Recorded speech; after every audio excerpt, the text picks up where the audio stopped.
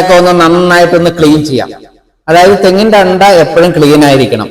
തെങ്ങിന്റെ അണ്ട ക്ലീൻ ആവാത്തത് കൊണ്ടാണ് തെങ്ങിന്റെ ചപ്പും ചവറുകളും ഒക്കെ ഉള്ളിൽ വീണിട്ട് അത് അണുക്കളായിട്ട് മാറി അങ്ങനെ പല പല കേടുകളും രോഗങ്ങളൊക്കെ തെങ്ങിനുണ്ടാകുന്നത്.